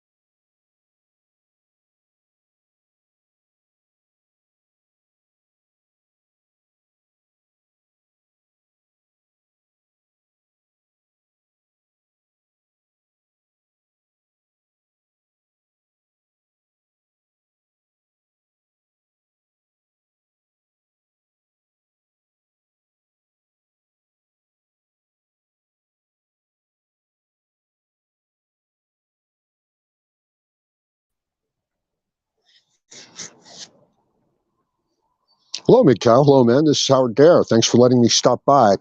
I hope you guys can hear me okay. I'm completely unable to monitor the chat and participate in the StreamYard situation at the same time. This is the equipment that I'm dealing with right now. A lot of people, I think, wouldn't even try to generate content and get around and talk to people with, the level of equipment that I've got here. But no, I've struggled through, and it's that important. So, it's a big deal. I was on a stream here last night with Chris. I think this is a great channel. I think Chris has got some great insights that can really help the men out. I think he's been through a lot of stuff, and I think it's, worth listening to and exploring and building and, and growing. This is a critical issue. This is a critical time for men. We're talking about personalities. I heard the gentleman Gruda speaking about personalities, and it's a very interesting situation. Like a groundhog who's scared of tight spaces, or a bird who's afraid of heights. You really do want to find the things that fit with your natural skill set and your natural personality, but we get pegged into these little small holes. It's like, you've got to stand here on the assembly line and do this. You're not very good at this. It's like, so now your worth and validation as a man is like in the gutter. It's bullshit. Okay, you need to have the freedom to find the things that you are good at, and then pursue those things, and then monetize those things. Have we got someone back here? Hey, Chris. Hey, brother Howard, that couldn't have been said better if I said it myself, which I probably couldn't have said it better. No, well, I'm just getting started up here. I've really got to thank you for giving me the opportunity to come on here and to speak. It's enabling me to get my voice back. And my voice, it gets weak. It's a tool, it's a muscle. You have to exercise it. You have to use it. Same with your mind, same, conversational skills. So thank you so much, brother. Well, thank you for coming on, sir, and I appreciate you putting your 2 cents worth in on this, because I couldn't think of anyone better to actually kind of follow up on what I was saying. Hey, I've got a little bit. I've got more than 2 cents, but I appreciate the expression. Thank you, man. I could literally write the Bible on you, I think. What a book, right? We could talk about that too. You know what I mean? And I respect everybody's views. You like it, I love it, but the truth is, we don't have any historical corroboration of anything in the Bible. We've got historical corroboration of things going back 4,000 years. We can tell you who the Pharaoh of Egypt was, and we can find his tomb. The other stuff, no, can't find it. Very interesting. You're studying the history, how it was written, why it was written, who wrote it. Very interesting. And so, like I said, I'm thrilled to be able to speak to the men, to share my views and things like that. So thank you, Chris. Well, thank you, brother. I appreciate you being here. Howard there, what's up, man? I like Howard there. Good to see you. You are back, man. Thank you, Mr. Garud Ghost. I appreciate you, and it's a pleasure to speak with you. It's a pleasure to speak with any man. Anything I can do to help, that's what I'm here for, to help the men. So I appreciate it. I remember your podcast with Chris Cantu. That was great, man. Oh yeah. Chris is a great guy. I still haven't found him back here. He's probably doing some other stuff, but I love chatting with Chris. I like chatting with most of the people, but some people in particular, I really do like to chat with, and Chris seems to be one. Oh, I try to keep it on the level, man, because I have been molded in the red pill by probably some of the best content creators out there. We've had Terrence Pops that have been some of the first that I found, and then there was Sandman in Canada here, and Hammerhand. I didn't fall for the bad influences first, and I'm quite fortunate that way. Well, you say bad influences. There is a natural tendency for the men to go deeply into hate. and it's perfectly understandable. Of course. And yeah, it really is. And, sometimes the individual content creator, that's where his mind is at. I'm not going to say what's right. I'm not going to say what's wrong, what should or shouldn't be done. If he's full of hate and he's full of anger, let him put it out there. And the other men out there that feel the same way are going to be attracted to that, but, yeah, you got to be a little careful, and I can recognize that in the way you speak. Well, I mean, there was not only the essentially the black pill. What was considered the black pill when I first got into it, was that black pill rage, or Exactly. red pill Exactly. rage it was changed to. Like I could have fell into that level as well and Mhm. become because I had a lot of hate. I had a lot of anger built up. I So was do in most of the pain men. and I Hmm. didn't know how to cope with it. Right? Right. Exactly. Which lends itself to falling into this utterly hateful, utterly radical, nihilistic, just locked in on an ideology, situation. And I don't know that it's the most healthy for the individual man, and I don't even know that it's healthy for somebody who wants to create the MGTOW content. But that's not my call. Actually, like how I consider myself the black pill. Like for me, the black pill is actually the red pill, but the real red pill. Sure, absolutely. Sure. I mean, You we know, have a lot of pretenders out here who claim to be red pill and they're not. Yeah. Right? yeah, no, and this has always been true. With any sort of I'm going to use the word movement, right? People get mad at me for using I this word. know. I With do the same with thing, Howard. yeah, yeah. With any sort of a movement or a set of ideas that are coming out here into the public, yeah, you will have people who latch onto it and who pretend to go along with it and who pretend to believe in it, and maybe they do. I don't really know, but their motivation is gathering a large following. Their motivation is making a lot of money. Nothing wrong with those things, but in the end, it all comes out in the wash. It does. And I mean, us filtering out either chameleons or what we refer to as chameleons, and I'd really like to separate the MGTOW movement, Yeah, yeah. Got to find a new hypothetical word, movement. right? I know we really Right. need to find a new word. The philosophy. Sure. If we can Sure. filter out the chameleons, the PUAs, and things of that nature, you know, yes, we are getting a raw deal in the Western society as men, Hmm. but the best way to fight it is to walk away from it as Hmm. much as possible. Take Yeah, no true. And part. when it comes to women, I think the best weapon against feminism is being celibate. I think. It is. It is. If I could go full monk, which I haven't admitted to, but I might as well say it. I'm borderline, right? Right. Right. If I could and just say, throw up my fucking hands and walk away from it, I totally would. I The totally would. monk attitude, the monastic lifestyle has been, prevalent throughout human history. And yeah, that's where the men often end up going. And it is, where we can find some real happiness. People think, especially in our society, that having money and being famous and, being able to sleep with all the women you want, that would be happiness. And it turns out that's not happiness at all. No, I Having a mean, meaningful, purposeful life, having a small group of friends where you can make a positive difference in their lives and they can make one in yours, and then having a little time to reflect, and understand yourself and what motivates you and what makes you happy. These are the things that make men happy in life. And yeah, that's a monk attitude. That's a monastic lifestyle.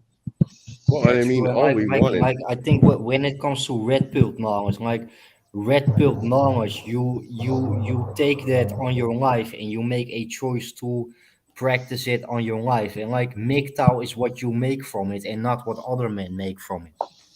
Yeah. Well, I mean, Absolutely, exactly. most of the people that are monks are still men, right? And they still have Of the course, same sexual urges that of we all course, do. They would of love course. to have a partner, but they look at like I was saying, they look at society. They say the laws haven't changed, right? There's no equality for men in family courts or in divorce courts, and the fact that divorce is done so easily from a woman's perspective, and she gets to walk away smelling like roses, walking out with cash and prizes, while Yep. we suffer in the gutter. Exactly. They look at these numbers and say, "Look, man, it's not worth it. I'll just stay monk." You Well, know? yeah, somebody used a great expression on one of comments on one of my videos, and they were talking about Trojan horses, and I realized, no, it's a Trojan vagina. You know what I Oh, mean? absolutely. The woman's coming in and she's all prettied up, and she's got her makeup on, and she's like, "Yeah, we can have sex, and it's going to be great." And the man's like, "Oh yeah, this is great," and it really does fulfill some basic physiological hormonal, stuff within the man. I did a video on what is love for real. And when the man and the woman get together, the whole concoction of hormones are kicking in, a whole sense of security and well-being is kicking in. When you're not with that person, oh my God, you feel terrible. You can't eat, you can't sleep, you can't think. You get together with that person and you're like, oh, this is what life is all about. So that's how powerful the physiological force within us is. And that's exactly what the governments and the media and the propagandists and the demagogues are using to control us. And now they're using it to control us to our own destruction. And, Absolutely. this is why the man has to step away. And there's the Trojan vagina. It's like, wow, this is going to be great. And it's like, no, you're buying into the whole, situation. And when you fall asleep, she's going to start talking behind your back. She's going to start checking your bank accounts. And when you start, needing and relying on her for that security that a relationship should provide you with, she's going to pull the rug out. Absolutely. I Yeah, mean, like, true. Like when you are red pilled, like you are always red pilled, no matter where you are. Like when you take that red pill, you gotta Mm-hmm. realize, like whatever you are in the world, there are systems that want to control you.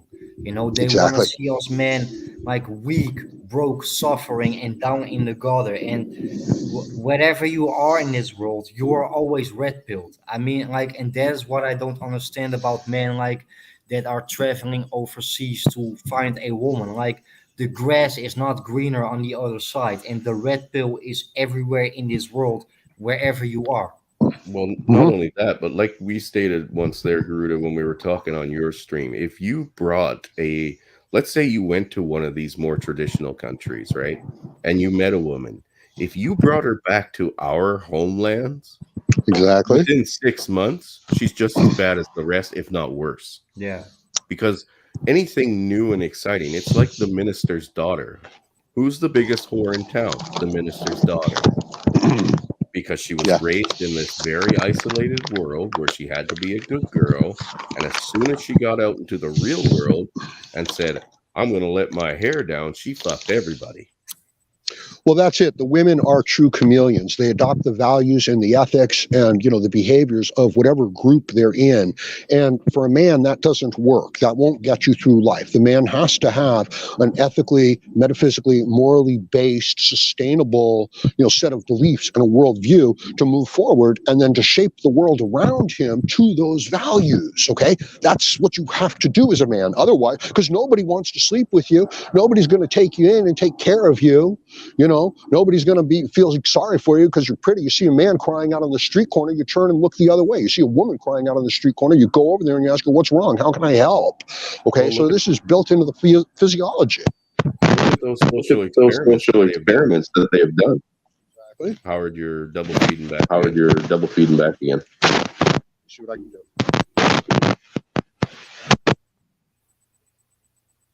So yeah, like I was So saying, yeah, like I was saying, like, oh Jesus, we're still double feeding Jesus, back. we're still double feeding back.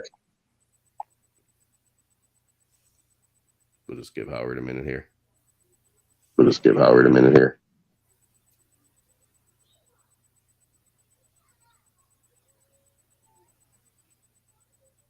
Can you hear me now? Oh, I can hear you. I can hear you. But I'm still feeding back through wobbling. yours again, though. I'm feeding back through yours again now. I'm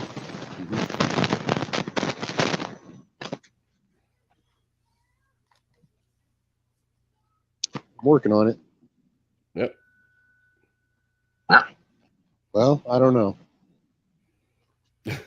Can you hear me now? I don't know why that just started up. I don't know when it just started up. Has it fixed? Is it okay? No, I can still hear me coming back through after No, I can still hear me coming back through after I I'm done talking. All right. This is my equipment. I'm gonna drop off. I'm done talking. Leave it at that anyway. You know. Thank you for having me on, and we'll talk to you later. Take care, bro. Alrighty, Howard. Thank you, Mitch. Thank you. No, yeah. Thank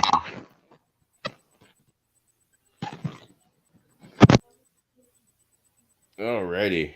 Oh, Sorry. oh, Yeah, there's gone. Okay. yeah. I pushed him down into the back lobby, so when I kept on talking, it didn't double feedback. But can I get one of the wrenches to drop Howard's channel if possible? Or here, hang on. Maybe I can. Howard, I'm just gonna make you a moderator, and then you can drop your own channel, buddy, because he's got some great stuff. Appreciate that, D-Man. Yeah, but Chris, what are your favorite MGTOW and Red Pill channels? Oh, it's got to be Hammerhand all the way. Hammerhand, Terrence Pop, Think Before You Sleep, and of course, if he ever comes back, TFM probably was one of my number one favorites next to Hammerhand and Pops. Definitely. And I mean, I'm still trying to get with a bunch of other creators, you know, and go over their old content like I did with yours and Howard's and you know, Rever 20 piece when I met him, Rebel Against Defeat. But like everybody has something great to offer, but they don't get, you know, because a lot of them are fairly new. And if you put MGTOW in anything, it's automatically put on the back burner, you know, and shadow banned. You don't see them. They don't get the promoting that they deserve. So right now, I mean, a lot of channels that are starting out are generally bouncing off. You know, if you don't get in with somebody who's bigger to bounce off and get subs with, it's very rare for random people to find you. You know what I mean? Yeah, true. Yeah, right now I am still listening to Element and Lazarus, aka Messenger Rising. You know them? Lazarus, I want to say I've heard of that, but I don't think I follow him. Or Element? Element, don't think I've heard of him. Okay. Yeah, I wouldn't. Yeah, I do not consider that myself as really MGTOW content. More like, yeah, just red pilled content in general. Hmm. It is more like, like those channels are not for those people that want to wake up. Those channels are for those guys that already have waken up, and that is actually how I also describe my channel. Yeah, I mean, I thought your content was fucking spot on, dude. And you Because know, like even though like I when I started my channel, I already watched MGTOW videos for more than 3 years. And when I first made my video, like my channel and my videos is not like, it is not my purpose to wake men up. It is more for those that already have been waking up. That is actually how I describe my channel. yeah. Well, I mean, have you ever noticed that the people that do kind of like I've stated a few times, people that do kind of get the attention they deserve generally either are selling you a lie or they flip as soon as they become very popular. You know what I mean? Yeah. Like Chronic has been doing this since Christ was a cowboy, and so is Hammerhand, so is Terrence Pop. And although they have big channels now, it's taken a long time to get there. And they have gone through multiple channels getting banned to get where they are today. I mean, I think Chronic's on 14, Hammerhand's on like 7 or 9, one or the other. Terrence Pop and them, I don't even know how many they've had to re-upload to because they got uh, struck down by Susan at fucking YouTube. But Chronic has had to make it more comedy based to keep going right now. and Terrence Popp and them have had to basically tame the channel down, where they've had to break out like new languages and new fucking dictionaries to basically screw up the algorithms, I guess, or the people that view them. And, anybody that's just throwing it out there plain and raw, you're going to either be throttled back and shadow banned, or you're never going to get to that point. You know what I mean? Yeah, but I think if you are a small channel like you and me, then you are not really a target. I think the bigger your channel becomes, the more you become a target, I Oh, think. of course, of course. I mean, look at our friend there, One Fast Act. I mean, he went from starting out a few months ago to 4,000 subs, and he had a um a strike against him within like a month, and he is very tame on what he puts out. Yeah, yeah. The way I see it, if I never gain 4,000 subs really quickly, I mean, they'll never look at me. Now, once it's up there, but at the same time, if I get to the point where they're willing to just, fucking outright shut down the channel because they're paying attention now to every word being said, we're not on a free speech platform. So, how do we juggle it all? And yet these other channels that are basically fucking chameleons or, shills, they get to away with saying whatever they want because they know the bottom line is a huge fucking lie. Right? But I would like to see all these channels grow because a lot of them have great information. They're real people. They're not trying to sell you on their newest book or newest program or how to slay pussy. You know what I mean? Yeah, but it's way easier to selling lies than selling the truth. Like it is more difficult to explain to somebody that he has been lied to than actually lying to that person. That is just the way how it is, and people are more interested in negativity than positivity. Yeah. And I'm pretty sure that's why a lot of the black pill channels are getting so big so quickly. You know, they're okay with that. They're okay with PUAs. They're okay with certain things. But if you were telling somebody to look out for themselves and, essentially you're going to be targeted if you flaunt your success out in public and it'll be used against you in a court, they're fucking censored all the way. Yeah, but like my opinion about most of those black pill channels, like they are black pilled when it comes to women. Hmm. Same like PUAs, like they are red pilled when it comes to women, but they don't look at the full picture. So when it comes to those black pill channels, they are not representing the full black pill. That is my opinion. Yeah, um, possibly. Like I said, I mean, I'm so out of touch with what the black pill, is now that it's going to take me a while to get caught up with what they're saying. But I mean, I've viewed a few things, and if I was still going through my rage period, like I said, if I was still going through the red pill rage, I could see me being attracted to it. But because I've had that time to heal and to get my head in order, I don't need to be as angry about certain things. And I can say, well, this is kind of, I understand where they're coming from, but it's kind of not helpful to other men that are just finding it. All I want to do, man, is see the suicide numbers and the separation of dads from their children go down. That's all I Yeah, want to do. yeah.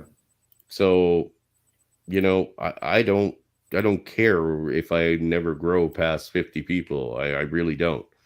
It's not like I'm here to be a fucking YouTube millionaire. If I wanted to do that, I'd do a cooking show because I can cook like a fucking boss. And, Yeah. I'm awesome. So if that's what I wanted to do, then that's what I wanted to do. But this is not about getting a financial step up or, the fucking 5 minutes in the limelight. I have been saved by other men in this community. I want to give back to that same community.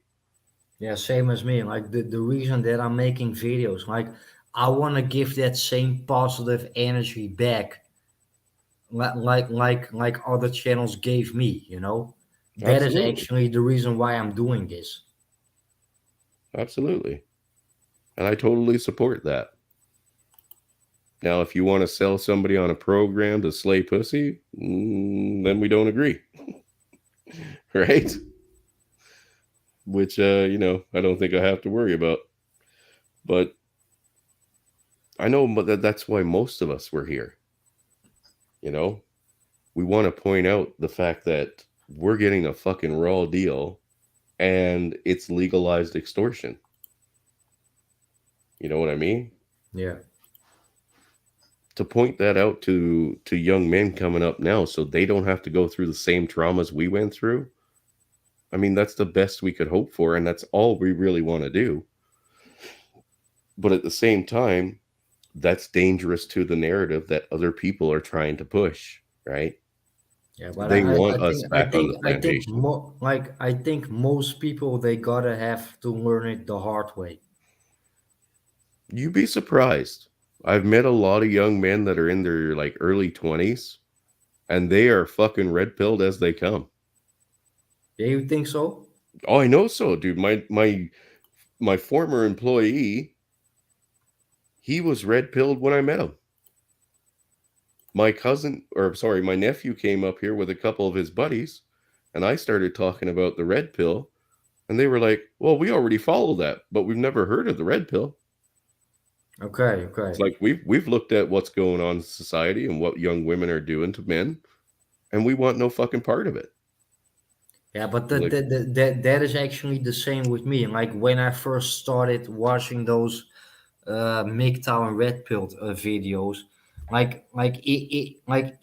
it is not like those videos wake me up. No, those videos were a confirmation of the things that I actually already knew, but because of those videos, I can give it a name and I understand it better.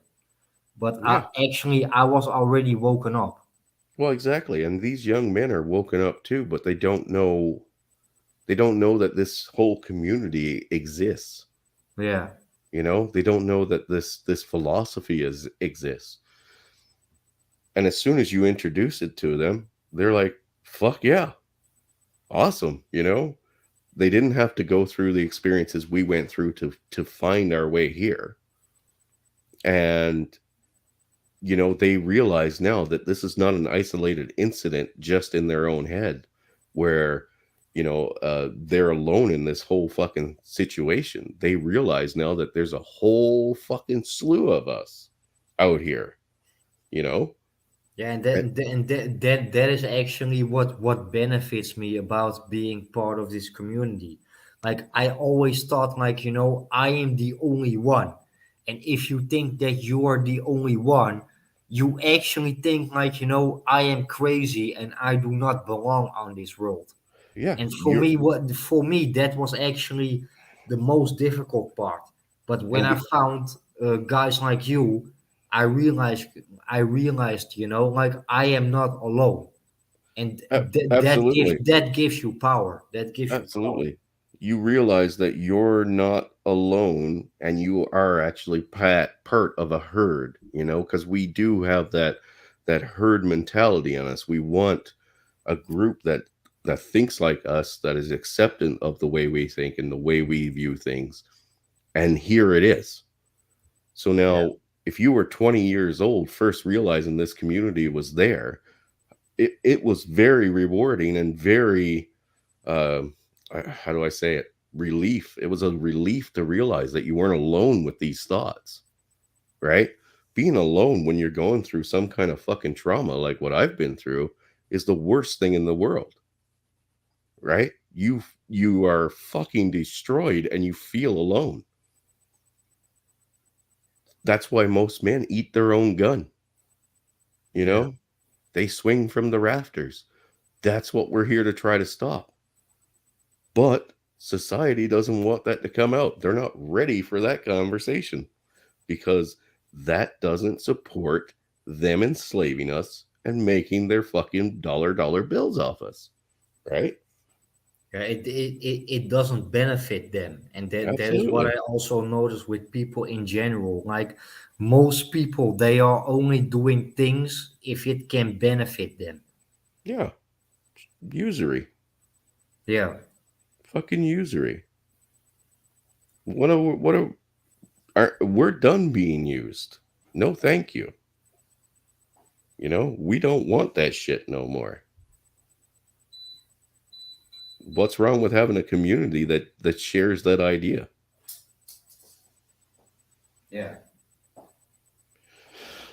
But anyway, brother, we're going on the 2 hour mark now. We've still got an audience, which is amazing. Thanks for being here, guys. Appreciate everybody popping in so quickly out of the blue. I want to answer a question from Mr. Hamy 4 SPD. How old is Garuda Ghost? I am almost 32 years old now. 32. He's just a young pup. Yeah. He's young. We have to groom him, gentlemen. Yeah.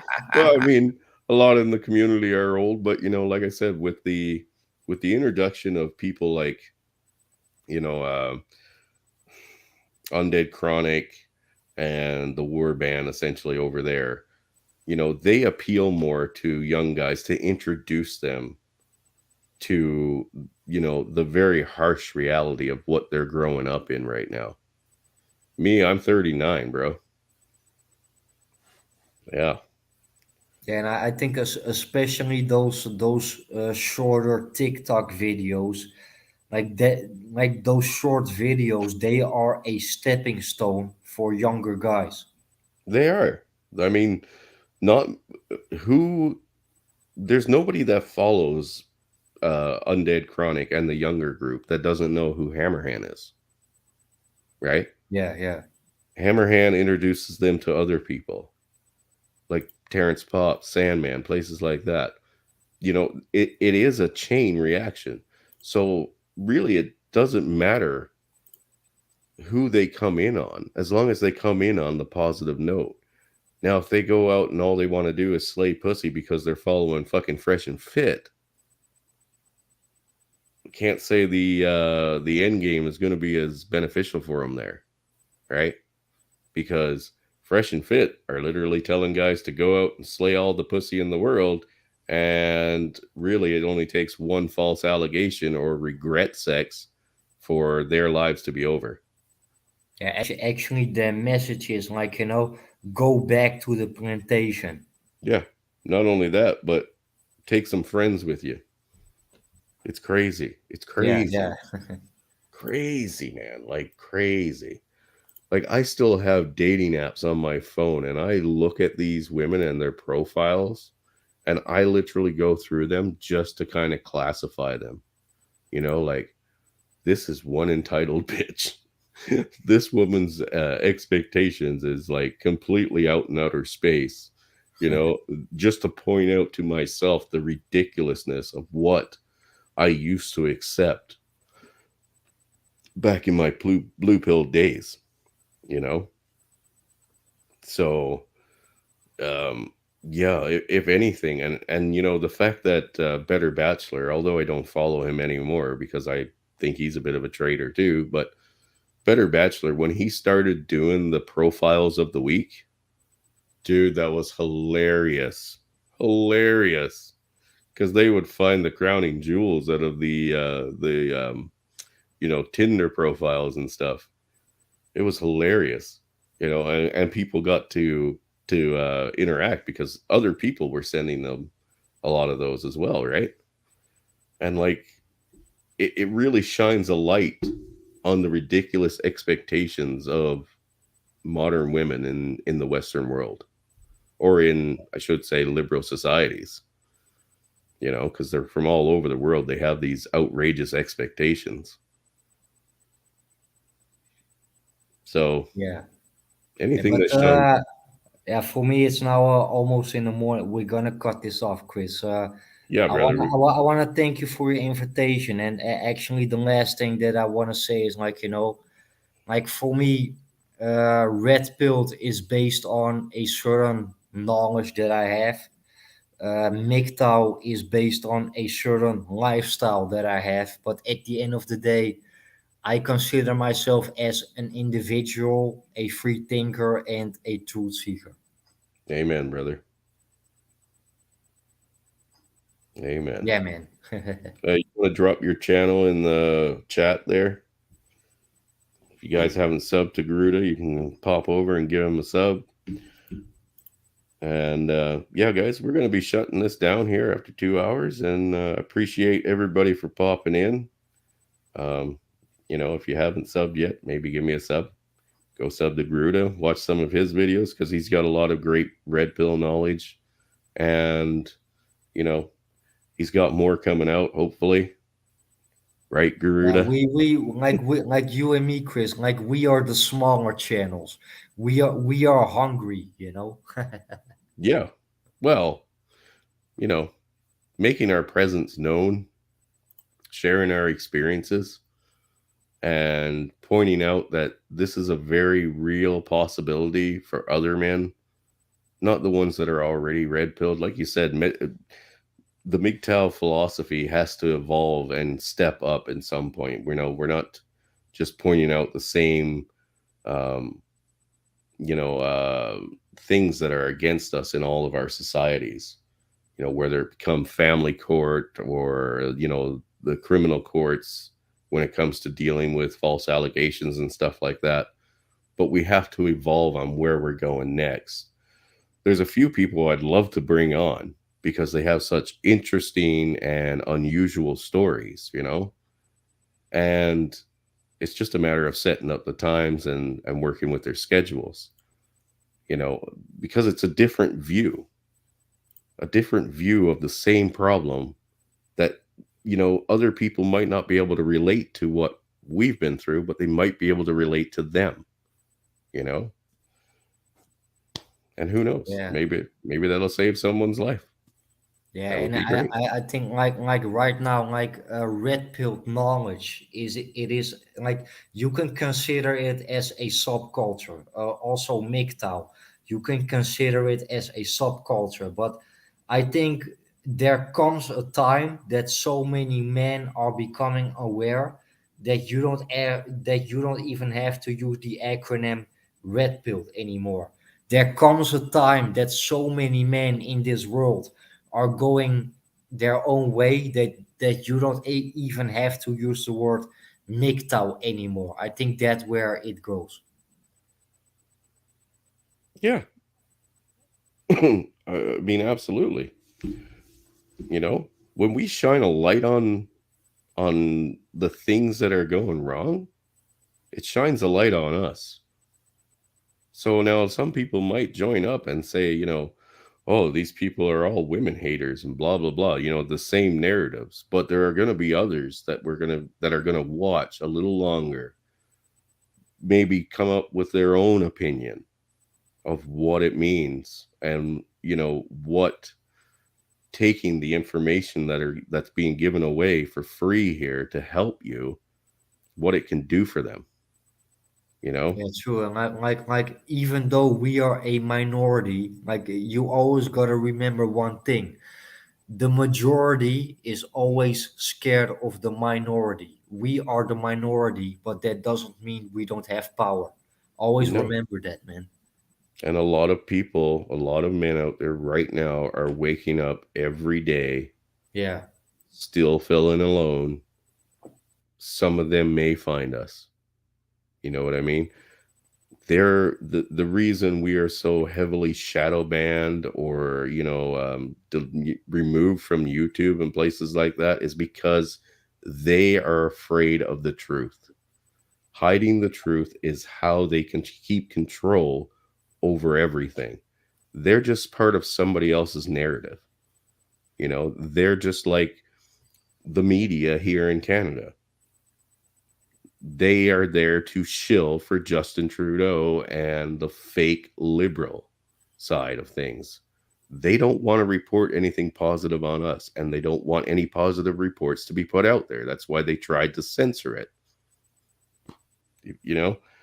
Yeah, they are slaves of their own environment.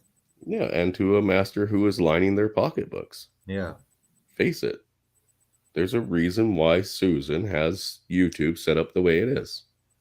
It went from a free speech platform to this, where if you say the wrong word, you're literally fucking banned for life. How does that make sense? And yet she's giving herself a fucking free speech award. Like, what? Yeah. So if I crown myself emperor according to fucking Susan's logic, that makes me emperor, right? Oh, hell. But anyway, brother, I'm going to let you go and we'll shut this down here. I just wanted to thank everybody for showing up tonight. I appreciate it. Thanks for the support, guys. I appreciate you, man. I want to thank you, Ghost, for coming on, as always. A true friend and a brother from another mother. Yeah, man. I'm gonna take a shower and then I'm gonna get some sleep, man. For me, it's 4:40 a.m. in the morning or at night, whatever you want to call it. Yeah, no worries, brother. All right, guys. Well, I'm going to end the stream right here. I want to say thanks again, and we'll hopefully talk to you again soon. Yeah, I'm ghosting out now, guys. Peace.